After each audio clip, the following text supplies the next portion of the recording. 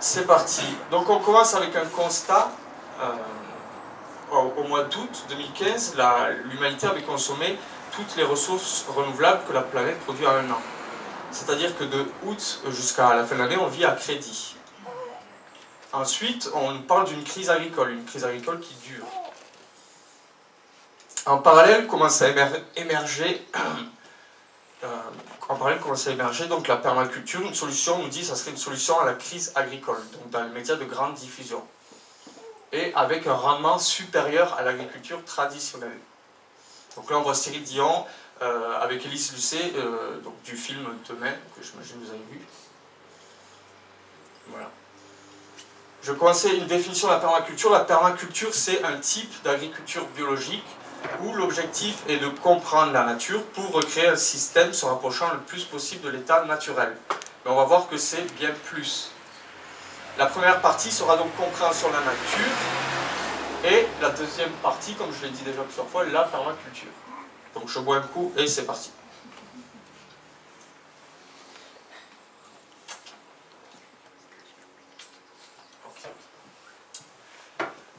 Donc pour comprendre la nature, c'est indispensable de développer une vision systémique. La vision systémique, c'est quoi? Ça renvoie à système, donc c'est comprendre un système. Dans un système, il y a beaucoup d'éléments, et ces éléments ont des interactions entre eux. Donc ça va être comprendre ces éléments et leurs interactions. C'est ce que nous allons essayer de faire. Donc premièrement, la Terre. Donc la Terre, elle a 4,5 milliards d'années. Et au cours de ces 4,5 milliards d'années, il y a eu beaucoup de diversité qui s'est créée donc, sur notre planète, due aux différences de température, de climat, de géomorphologie, de saisonnalité, de pluviométrie. Donc ça a créé des milieux très différents partout sur Terre. On sait que la richesse spécifique, donc la richesse en nombre d'espèces sur Terre, est de 8,7 millions d'espèces. Et on connaît moins du quart de ces espèces, donc 1,9 million. Et on sait qu'il y a 6200 nouvelles identifications par an. Donc rien que cet exemple nous montre que la nature est et a un énorme potentiel. Pour comprendre la nature, au niveau de la faune comme de la flore, on sait qu'il y a on parle d'espèces indigènes, d'espèces naturalisées, donc c'est une espèce qui vient d'ailleurs, mais ça fait tellement longtemps qu'elle est là, qu'elle est naturalisée, comme par exemple le robinia pseudo-acacia, ou d'espèces exotiques, comme le Buddleia davidi. Donc c'est des plantes qui viennent d'ailleurs, et ils prennent la place de plantes qu'on a chez nous. Donc le Buddleia va prendre par exemple la place des sols en bord de rive, et donc diminuer le maintien des berges. Voilà. On commence avec la flore. Donc en fait, je vais donner plusieurs éléments et on va essayer de les analyser pour comprendre, par exemple, l'arbre, qu'il a beaucoup de rôles dans l'écosystème. Donc l'arbre, premièrement, il va faire office d'habitat pour la faune. Ensuite, au niveau de ses racines, l'arbre a des racines très profondes, donc c'est pas du tout proportionnel. Hein. Il a des racines très profondes qui vont aller à plus de 100 mètres de profondeur. Comment on le sait? Il y a des spéléologues au fond des grottes, ils voient des racines, ils les ramassent, ensuite on les emmène à analyse et on peut déterminer quel type d'arbre on a vu. Donc. Et ces racines profondes sont là, et il y a aussi des racines de surface qui ont pour le rôle de capter les éléments qui vont les lessiver et de les remettre dans le circuit par la chute des feuilles. Voilà. Cette chute de feuilles va couvrir le sol et nourrir la vie, donc nourrir par exemple les vers de terre. Les vers de terre vont travailler le sol, le rendre meuble. Les racines vont aller jusqu'à la roche-mère, donc c'est la roche de profondeur. Ils vont la décomposer et la rendre assimilable au sol, l'incorporer dans le sol. Donc ça va être une attaque physique et chimique. Ensuite, au niveau de l'eau, on sait que la nature, au niveau de quand il pleut, elle a trouvé deux solutions majeures. Soit elle emmène l'eau donc vers les rivières, mais ça crée de la perte de terre, de l'érosion, donc vers les rivières puis les océans. Soit elle emmène l'eau jusqu'aux nappes phréatiques via les racines. Et c'est ce qui a été privilégié ici. Voilà. Donc si on supprime tous les arbres, on limite le ruissellement de l'eau jusqu'aux nappes phréatiques.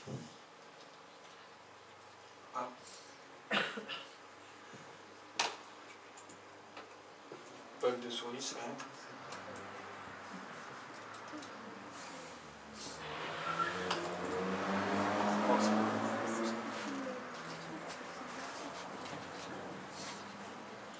C'est bon.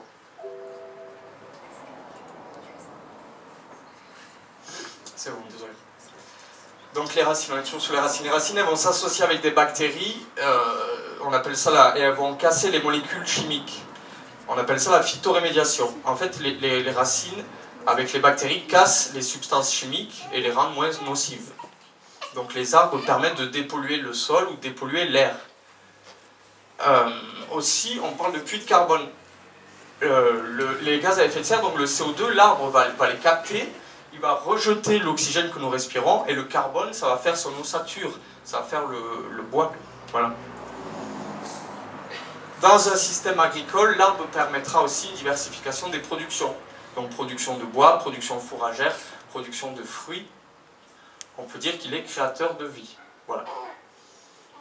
On continue avec la haie. Donc la haie, l'ancêtre du barbelé. Il faut savoir que avant, on plantait des haies épineuses pour contenir le bétail. Ensuite, elle va limiter l'érosion. Là, on voit une très forte érosion due au ruissellement de la pluie. Quand il pleut, la haie va permettre d'arrêter le ruissellement de l'eau. Elle filtrera le vent sur 15 à 20 fois sa hauteur sur la longueur. C'est-à-dire que si ma haie fait 15 à 20 mètres, elle filtrera le vent sur 150 à 200 mètres. Voilà.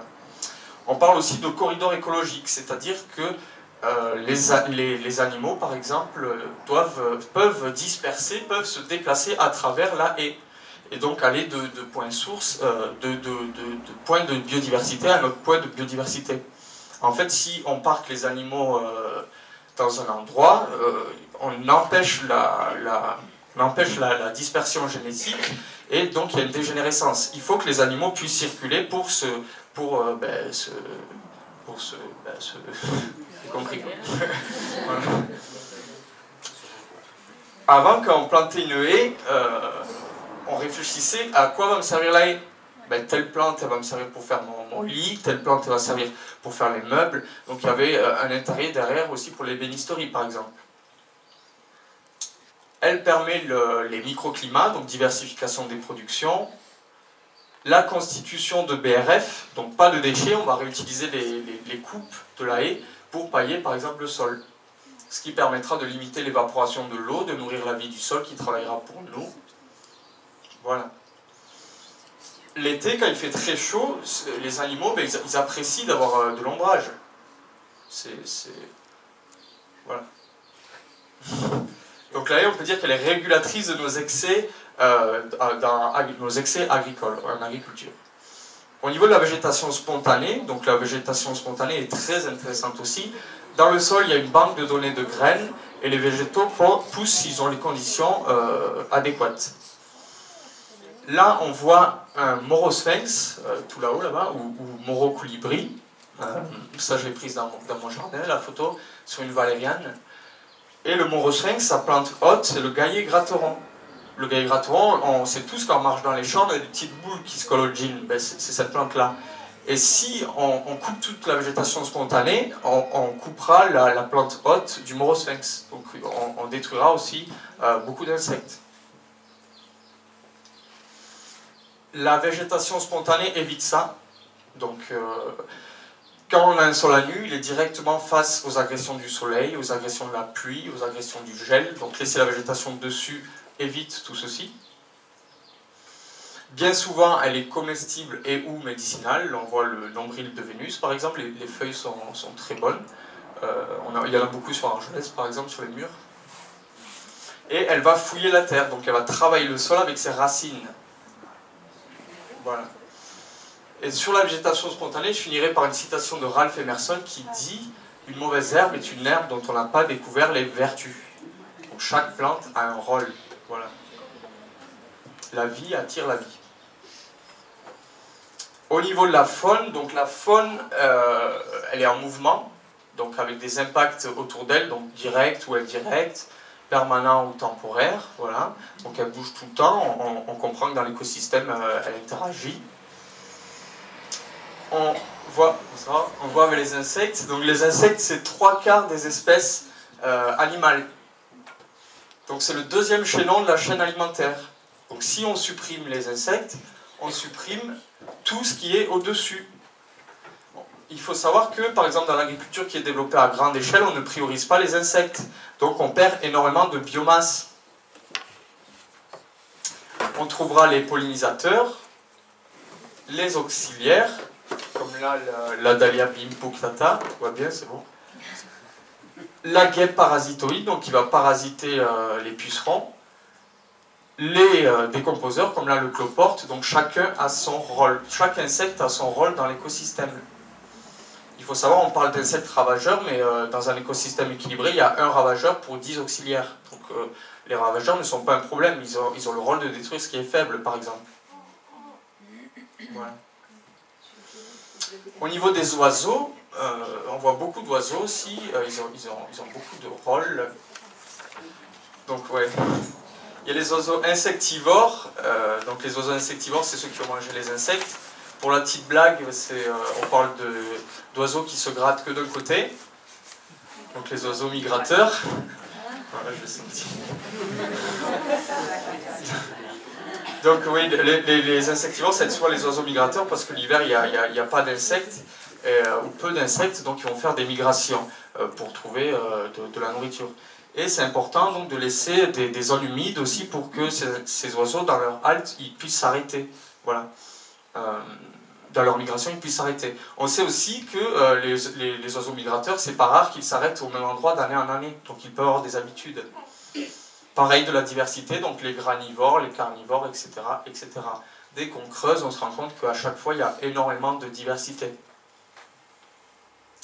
Ils vont rentrer dans le processus de transport et de dissémination des graines. Donc les graines qui vont ressortir après par les déjections. On parle de pénurie de phosphore en 2040. On sait qu'il y a du phosphore. On aura atteint la moitié des réserves de phosphore en 2040. On sait qu'il y a du phosphore dans les déjections des oiseaux. Donc si on attire les oiseaux chez nous, ben, ils vont fertiliser gratuitement. Ils peuvent rentrer dans la lutte aussi des nuisibles, entre guillemets, comme là les chenilles. Bon là c'est la pierrite du chou. Je ne suis pas sûr que les oiseaux mangent la pierrite du chou, la photo n'est peut-être pas la meilleure. Donc là, quelque chose de peu connu, j'ai découvert par Yannick Van Dorn, donc l'ingénieur agronome qui développe l'électroculture, dans sa thèse, donc influence de fréquences sonores variables sur la croissance et le développement des plantes. C'est au niveau du chant des oiseaux. Donc le chant des oiseaux stimule la croissance des végétaux. Comment ça s'explique scientifiquement? Le chant, ça rentre dans le domaine des ondes. Voilà. Les ondes vont rentrer en résonance avec les stomates des végétaux. Donc les stomates, ce sont des petites cavités sous les feuilles qui s'ouvrent et qui se ferment pour attraper l'air. Voilà. Le chant, donc, il va rentrer en résonance avec ces stomates, les faire vibrer et permettre qu'elles puissent ouvrir plus et donc capter plus d'air. Je schématise, si vous voulez en savoir plus, vous avez sa thèse ici. Yannick nous apprend aussi que les oiseaux, quand ils volent, il y a de la friction qui se crée au niveau des plumes. Les oiseaux perdent des électrons. Et quand ils vont se poser sur des arbres, ils vont pomper les électrons du sol via les plantes pour se rééquilibrer au niveau électrique. Donc l'oiseau, il vole, il perd des électrons, il se pose sur un arbre, il pompe des électrons, et ça stimule la montée de la sève via un phénomène d'électro-osmose. Ça montre qu'il y a des mécanismes aussi qui sont en dehors de la chaîne alimentaire, mais qui sont là. Voilà. Donc favoriser les oiseaux, ça favorisera aussi la vie dans notre espace. Au niveau du sol, donc le sol c'est l'assise de l'écosystème. Quand un sol est en bonne santé, logiquement tout ce qui vit au-dessus est en bonne santé aussi. C'est une entité complexe en perpétuel mouvement où il y a des interactions donc, entre la physique, la chimie et la biologie. Je rajouterai même l'électromagnétisme, mais c'est pas le sujet de ce soir. Voilà. Donc la physique, ça va être la texture et la structure, par exemple. Donc la texture granulométrique, est-ce que j'ai du sable, du limon, de l'argile, la structure, comment est la cohésion de mon sol, La chimie, ben, quels sont les oligo-éléments, l'azote, le potassium, le phosphore, etc. La biologie, ben, c'est la vie du sol, la vie qu'il y a dans le sol et la vie qu'il y a au-dessus du sol. Donc tout ceci est en interaction perpétuelle. Là, on a un schéma d'un sol. Bon, je vais schématiser parce qu'il y aurait beaucoup de choses à dire. Le sol, c'est des interactions donc entre la roche-mère, voilà. Les racines des plantes vont attaquer la roche-mère et permettre qu'elle soit assimilée dans le sol. En surface, il y a accumulation de matière organique, donc déjection des animaux, les feuilles qui tombent, le bois qui tombe, les animaux morts aussi qui se retrouvent sur le sol. Et avec des processus d'interaction, notamment avec la vie, ça crée une couche fertile qu'on appelle l'humus, ce qui va nourrir les plantes. Voilà. Quand on observe la nature, on se rend compte qu'un sol anus est un sol problématique. Donc il va être voué, par exemple, à la battance. La battance, ben, c'est quoi? C'est quand il pleut, la pluie va tasser le sol. Ensuite, quand il va faire soleil, ça va sécher, ça va créer une croûte. Et quand il va repleuvoir par-dessus, ben, l'eau aura du mal à s'infiltrer et va ruisseler. Donc sur des grands espaces cumulés à l'imperméabilisation des sols, ça peut être responsable d'inondations, par exemple.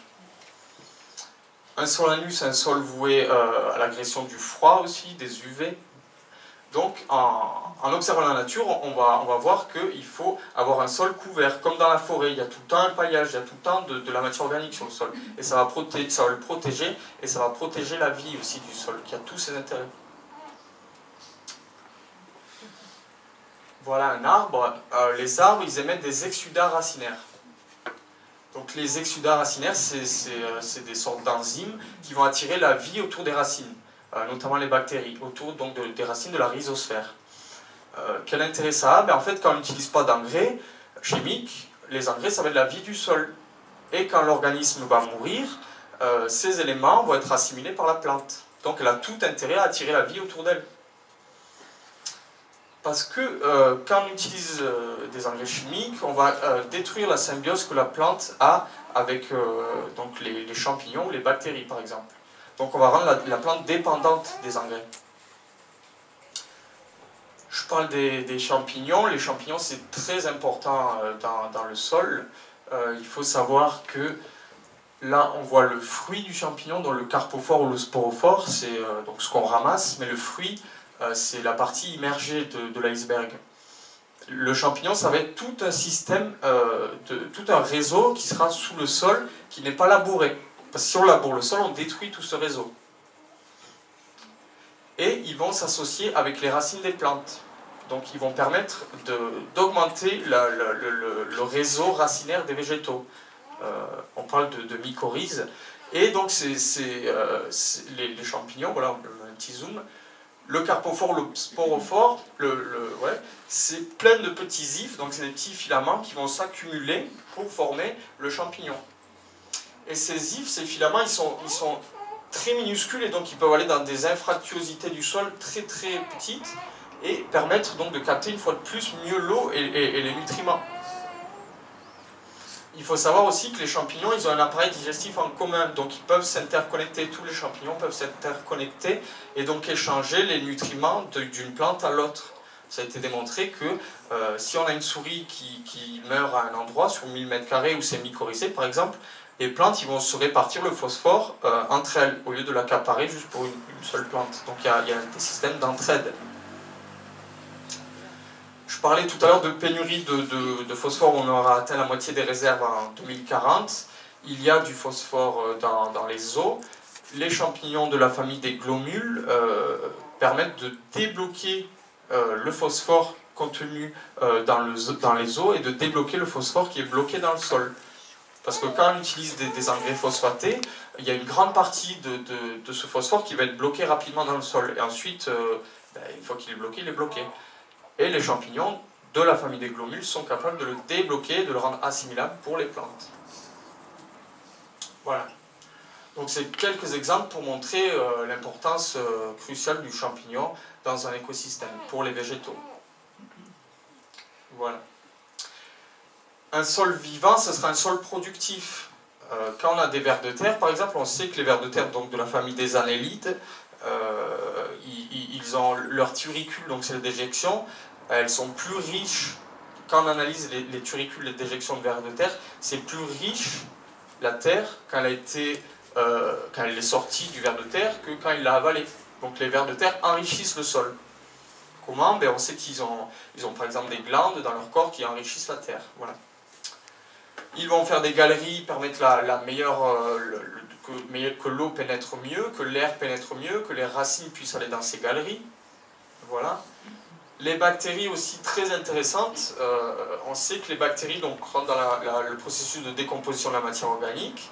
Elles ont aussi un biofilm, donc c'est un film qui les entoure. Ce biofilm va par exemple permettre une meilleure cohésion du sol. Et donc là, je peux parler d'aérobie, anaérobie.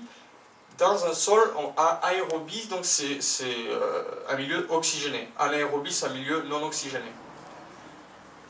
Dans le sol, les 30 à 40 premiers centimètres sont très oxygénés.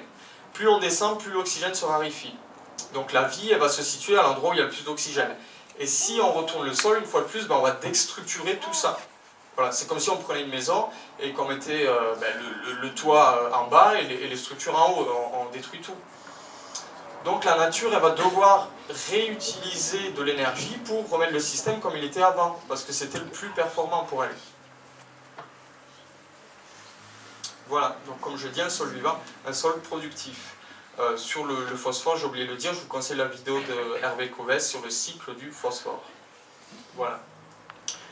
Donc pour finir cette première partie, je vais vous parler des services écosystémiques. Donc les services écosystémiques, qu'est-ce que c'est?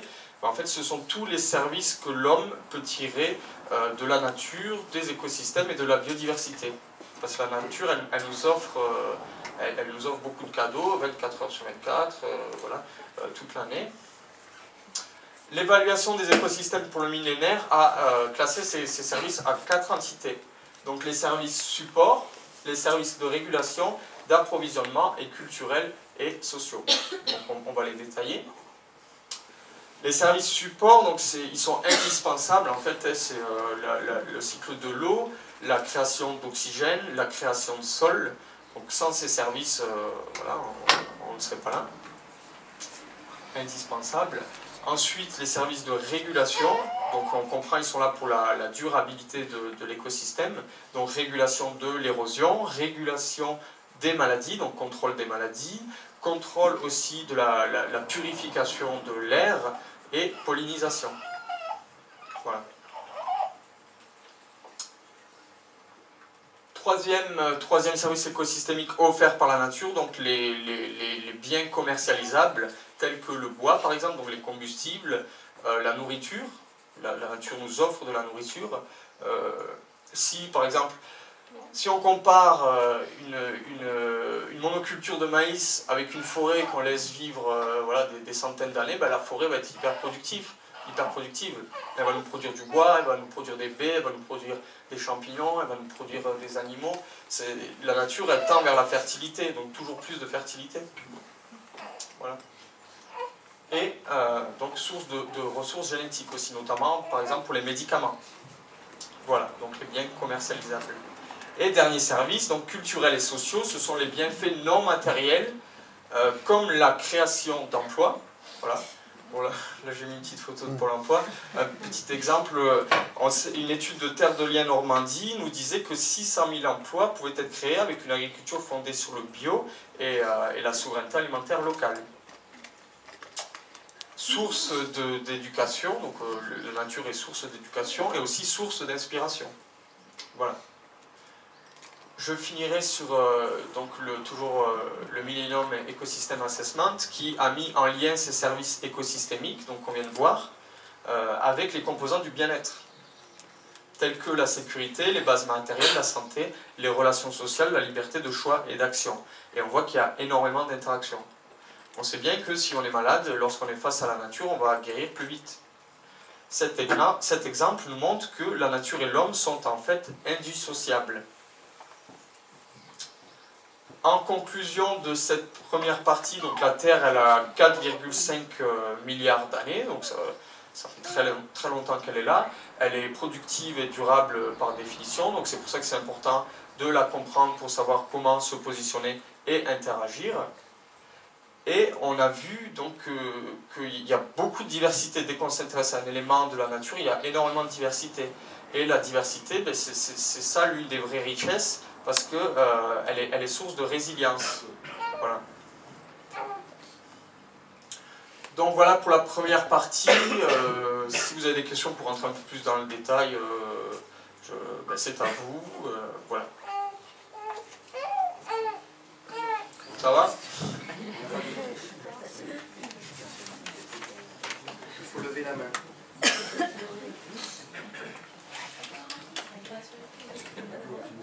Y a-t-il des questions? Pas de questions? Ok, donc oui. Non. Bon, on va rentrer dans le vif du sujet alors. La permaculture. En fait, c'était important d'abord de comprendre la nature parce que en permaculture, on va utiliser entre guillemets ben, tous les éléments de la nature pour créer des jardins écosystèmes en fait. Donc des jardins qui fonctionnent comme un écosystème. La permaculture, je l'ai dit, c'est un type d'agriculture biologique où l'objectif est de comprendre la nature pour créer des systèmes se rapprochant le plus possible de l'état naturel. Mais on va voir que c'est bien plus en fait. Je vais commencer avec une citation de Bill Mollison. Bill Mollison qui disait « Bien que les problèmes de ce monde soient de plus en plus complexes, les solutions restent honteusement simples. » La permaculture prend naissance dans les années 1960, avec pour philosophie d'agir avec la nature et non contre. On a vu donc Masanobu Fukuoka, c'est un des précurseurs de la permaculture. Masanobu Fukuoka, c'était un spécialiste des pathologies végétales et de la microbiologie des sols. Il a écrit le livre La révolution d'un seul brin de paille en 1975. En parallèle, David Holmgren et Bill Mollison, donc avec cette citation du début, qui se sont fait connaître à l'international avec Permaculture One en 1978. Vous avez Permaculture, le deuxième tome ici, si vous voulez le voir. Voilà, donc la permaculture, c'est un lien entre la nature, les humains et l'agriculture, où on va mettre tout ça interconnecté, et pour être d'une manière respectueuse de la nature. C'est une science en perpétuel mouvement. Pourquoi une science? Parce qu'on va prendre compte des savoirs traditionnels des anciens, de la nature et des découvertes scientifiques récentes. Voilà.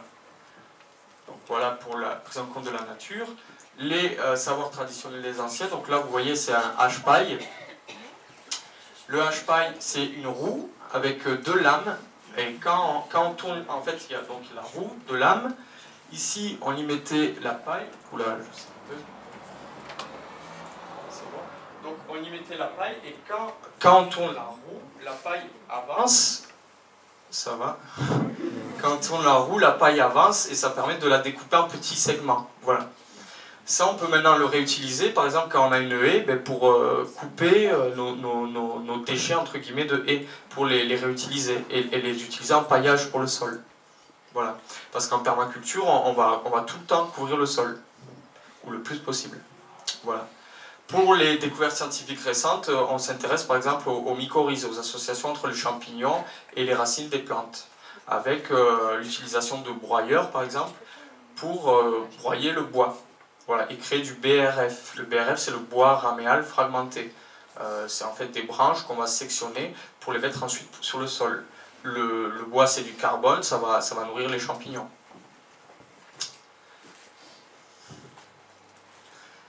En permaculture, il y a 3 éthiques de base, et tout découle de ces 3 éthiques de base. Tout ce qu'on va faire en permaculture devra respecter le fait qu'on prenne soin de la nature. Hop. Ah, c'est là. Ah, ok. Ouais, non, bon, puis je prends comme ça, c'est bon. C'est bon, merci. Ça va? Donc je continue. Donc tout découle de ces trois éthiques de base, où on doit prendre soin de la nature, on doit prendre soin de l'homme, et on doit redistribuer les surplus générés. Par exemple, si j'ai produit trop d'un aliment, ben je vais les donner ou les échanger. Voilà. Et ensuite, autour de ces trois éthiques de base, s'articulent 12 principes de conception. Donc ces principes de conception découlent des trois éthiques de base et doivent les respecter. Donc je vais en citer quelques-unes. Par exemple, collecter et stocker l'énergie, créer une production, utiliser et valoriser les services et les ressources renouvelables, ne pas produire de déchets, utiliser et valoriser la diversité. Voilà. Et voilà, là je voulais montrer en fait que la permaculture c'est tout un domaine, c'est très très vaste. On a les trois éthiques de base, on a les 12 principes de conception et voilà. Donc la permaculture c'est ça. Moi je vous parle plus de ceci. Donc je vais faire quelque chose qu'il ne faut pas trop faire, je vais vous tourner le dos et je vais lire, je vais faire un peu le tour de la fleur de vie. On parle de la fleur de vie de la permaculture. Je vais vous lire des mots qui sont écrits. Donc, ville en transition, commerce équitable, woofing, système d'échanges locaux, discipline du corps et de l'esprit, yoga, écologie sociale, école à la maison, recyclage, éolien, énergie solaire, biogaz, autoconstruction, jardin-forêt, plantes sauvages, agroforesterie, communication non violente, éco-village, monnaie alternative. Voilà. Donc on voit que c'est un large panel d'actions qui sont applicables dans notre quotidien, que ce soit au niveau de l'éducation, de la santé et du bien-être, des finances et des économies, des patrimoines et des communautés, etc. etc. Voilà. C'est pour ça que la permaculture, ben, c'est très très vaste. On voit un exemple de design en permaculture avec la ferme du Bec et l'Oued où on a, donc c'est une ferme qui est dans le nord, on voit un écosystème qui a été recréé. Donc toujours avec le lien entre la nature, l'agriculture et l'humain. Et tout ce que je vous ai dit dans la première partie est pris en compte ici. Tous les rôles, les intérêts de l'arbre sont pris en compte. On sait que l'arbre, il va me produire, il va être une source de BRF, il va faire de l'ombrage, etc., etc. La mare, ben, elle sera utile aussi. On pourra utiliser la vase de la mare est fertile, les plantes qui poussent dans la mare pourront être utilisées comme paillage. Voilà. Donc tout est utile en fait, tout est réfléchi. Quand on fait un design, donc en permaculture on parle de design, c'est un dessin en fait, c'est un dessin de notre espace qui donne des techniques, des méthodes d'application. On va diviser notre espace en plusieurs zones. Donc la zone 0, ce sera la zone de l'habitat. On parle aussi de zone 0,0, ce sera l'homme en fait, ce sera nous. Et plus on s'éloignera de l'habitat, plus on aura des espaces naturels. Donc par exemple en zone 5, je laisserai libre cours à la forêt. Dans notre système, chaque élément devra être analysé. Par exemple, si je prends le poulailler, je reviens aux zones, c'est évident que le poulailler on le mettra en zone 1 parce qu'on va aller souvent au poulailler aussi. Donc si je mets le poulailler en zone 5, ça va être trop compliqué. Donc il y aura une réflexion aussi sur le temps qu'on a à passer dans le poulailler là en question. Donc si je prends ma poule, je dois analyser les besoins, les comportements, les produits et les caractéristiques de ma poule. La poule, qu'est-ce qu'elle a besoin? Elle a besoin d'un poulailler, elle a besoin de copines éventuellement, elle a besoin de manger, de l'eau. Hein. Qu'est-ce qu'elle me produit? Elle produit des œufs, elle produit des déjections, elle produit des plumes. Donc les œufs, on sait qu'ils pourront être utilisés par exemple au potager pour augmenter le taux de calcium, pour lutter contre les limaces. Les déjections pourraient être utilisées aussi au potager pour améliorer la fertilité. Donc une fois qu'on a analysé chaque élément de notre système, on le mettra en interaction avec d'autres éléments. Voilà. Et il sera important aussi que chaque fonction, par exemple la fonction de paillage, soit assurée par plusieurs éléments. Par exemple, si j'ai qu'un arbre qui qui me permet de faire du paillage. Si cet arbre vient à mourir, ben je vais ensuite avoir des problèmes. Donc ma fonction devrait être assumée par plusieurs éléments, donc par un arbre, par une haie, par des arbustes, etc., etc. Donc on le comprend, on crée beaucoup de connexions. Au niveau du contrôle des flux, donc là c'est Benjamin Broustet qui en parle très bien dans son guide. Par exemple, les flux, donc ça va être le flux de l'eau, le flux du vent, le flux des nutriments aussi. Si je prends une source d'eau qui aura tendance à quitter rapidement ma parcelle, en permaculture, on aura pour objectif donc de stocker, d'optimiser, d'amplifier ce flux de l'eau. Donc comment faire? Par exemple avec ceci. Voilà. Donc pour optimiser le flux de l'eau et faire qu'il reste dans notre espace, on pourra faire des gabions, des rizières, des zones d'infiltration, des mares aussi, utiliser les arbres pour faire de l'ombrage sur nos mares pour que l'eau s'évapore moins vite, utiliser le paillage comme on a déjà dit. Voilà, donc réfléchir pour optimiser un maximum notre système. La permaculture, ce n'est pas une méthode miracle qu'on va appliquer partout, c'est plein de techniques qui vont être appliquées en fonction du site.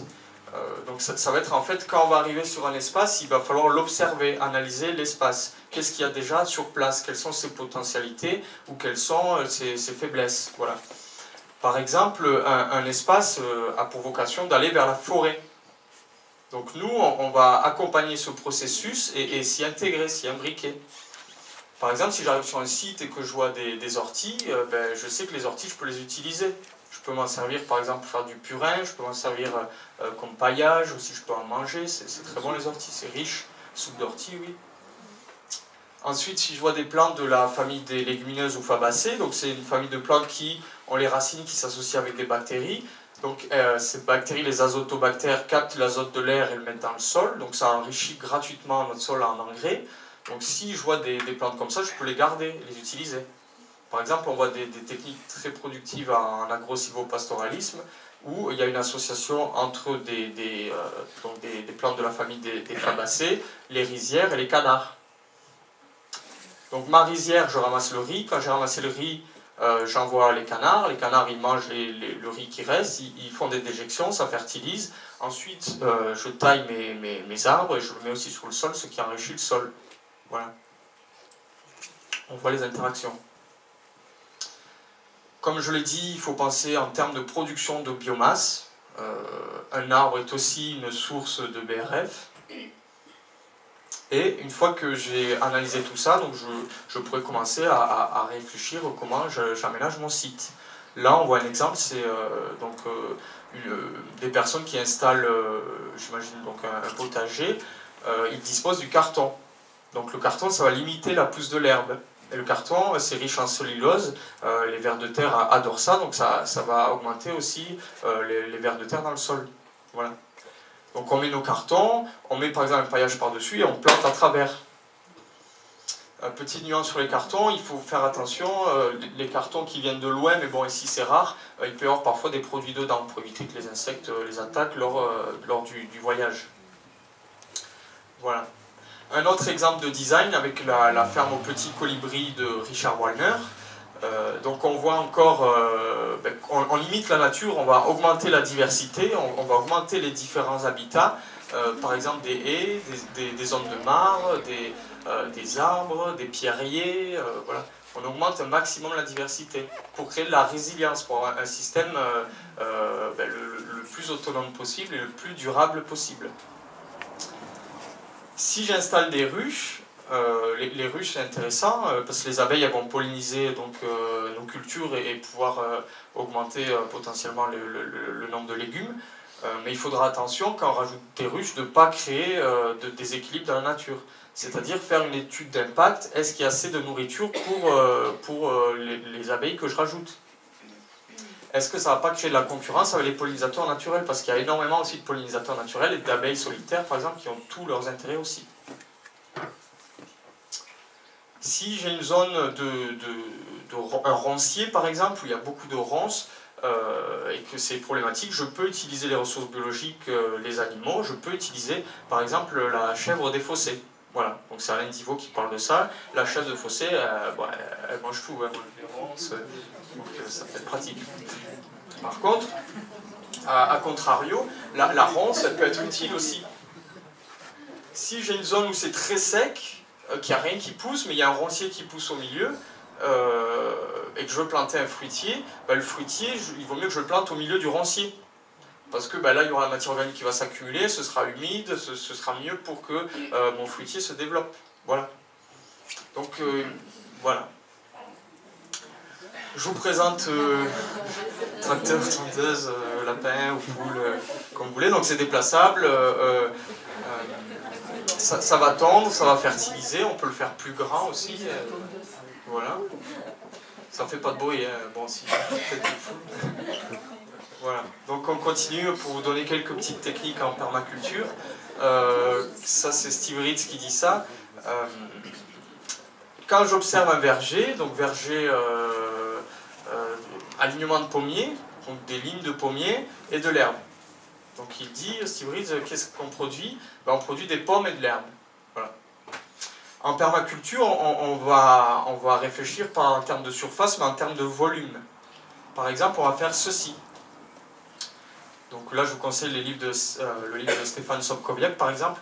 On va faire des cultures multi-étagées, où on va s'inspirer de la forêt. Donc on va créer des jardins-forêts, inspirés de la nature.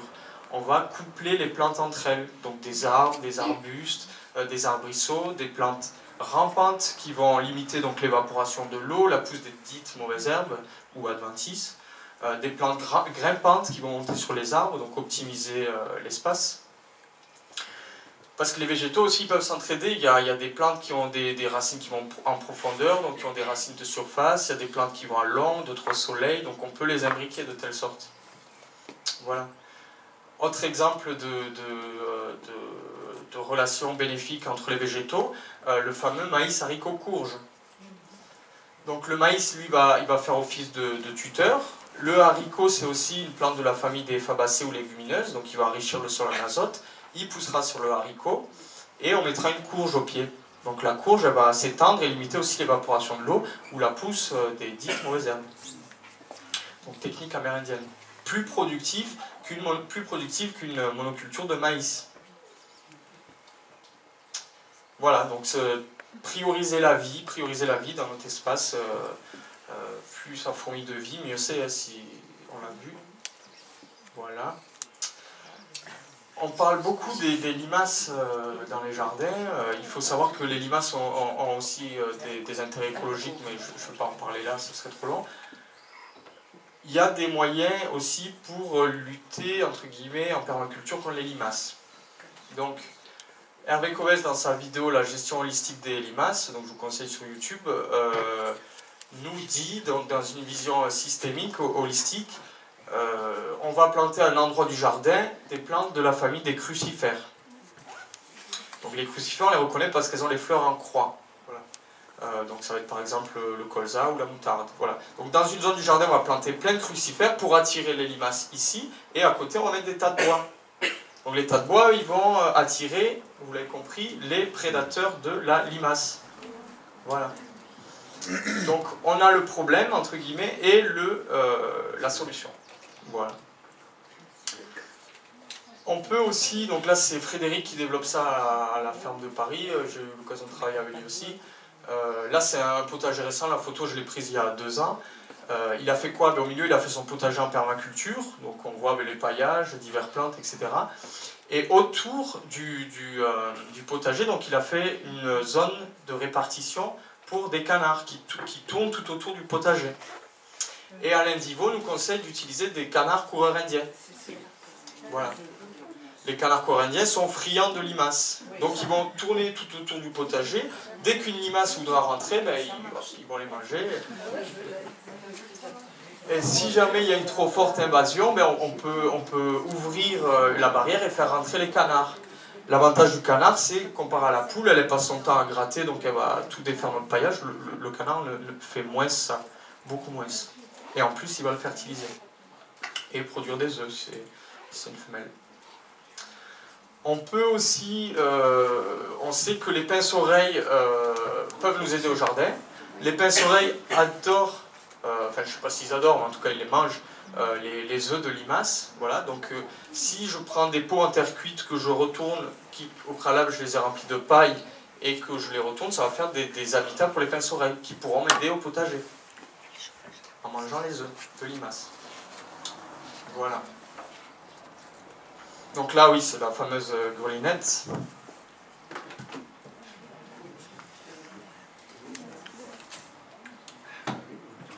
Donc en permaculture, on ne retourne pas le sol.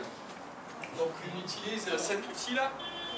Voilà, bon, elle a un peu vécu, on le voit, c'est moi qui l'ai fabriqué parce que les grelinette ça coûte cher, on peut être vite à 100 € ou plus. Donc là c'est juste avec du fer tort. Voilà, on a des dents en bout. Et l'objectif ça va être, donc on le plante dans le sol comme ça. On peut servir de son poids en montant dessus et on fait des va-et-vient. C'est juste pour faire entrer l'air en fait. Donc on ne déstructure pas l'écosystème sol, on fait juste rentrer l'air dans le sol qui va nourrir la vie. Voilà. Et on le fera plutôt à reculons. Donc là j'aère et je le fais à reculons pour pas tasser ce que j'ai travaillé. Voilà.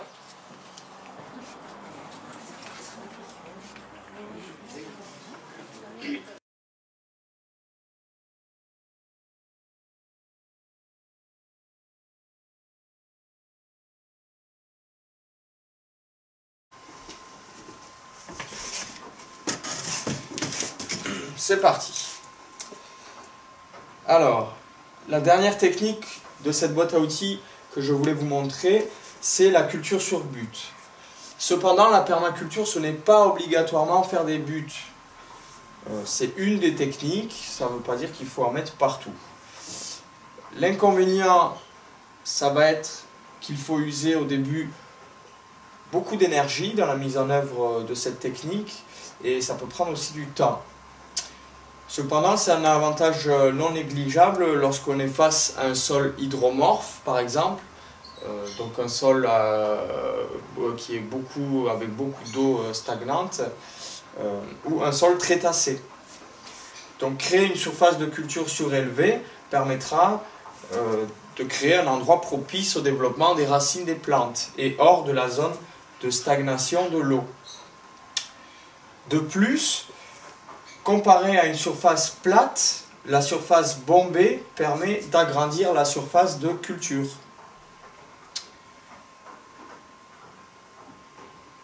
Aussi, pour le travail, si on a des problèmes de mal de dos, la culture surélevée est plus pratique. On voit, là c'est des coupes en travers des buts, on voit qu'on peut faire différentes formes sur le dessus. Donc des formes plates, des formes incurvées ou des formes bombées. Cette manière-ci permettra de garder mieux l'eau de pluie, par exemple. Et celle-là permettra de moins garder cette eau. Donc si on est à un endroit où il pleut beaucoup, il vaut mieux prioriser une butte bombée. Voilà. Vu de dessus, on peut faire différentes formes aussi. Donc là, c'est une forme en étoile ou une forme dite en trou de serrure. La forme en étoile permettra de multiplier les microclimats, donc des zones d'ombre, des zones au soleil, des zones plus sèches en haut par exemple ou plus humides sur le bas. La trou de serrure, elle, en fait, si je prends mon bras, voilà, mon bras, la moitié de la butte, ici, ça sera la longueur de mon bras. Donc ça sera 2 longueurs de bras. Ce qui veut dire que quand je suis au milieu de ce point fixe, je peux travailler tout l'intérieur. Là. Et après, depuis dehors, je travaille le reste. Voilà.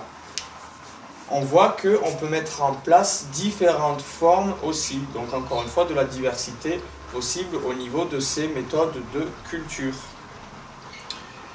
Voilà. Vous voyez, il ne manquait pas grand-chose. Je conclus en revenant à l'image du début. La permaculture, une solution à la crise agricole? Oui, la permaculture, c'est une des solutions à la crise agricole. Des solutions, il y en a plein. Il y a aussi l'agroforesterie, le semi-direct sous couvert, l'agro-silvopastoralisme, la biodynamie, l'électroculture, etc., etc. Donc, dans le milieu agricole, des solutions, que ce soit à petite, grande ou moyenne échelle, il y en a aussi beaucoup. Voilà, donc semons nos graines, semons nos pensées, semons les solutions partout où c'est possible. Voilà, je vous remercie d'avoir visionné cette conférence.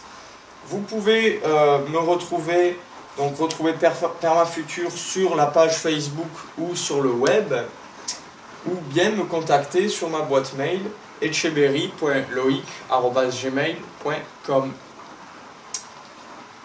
Merci, à bientôt, au revoir.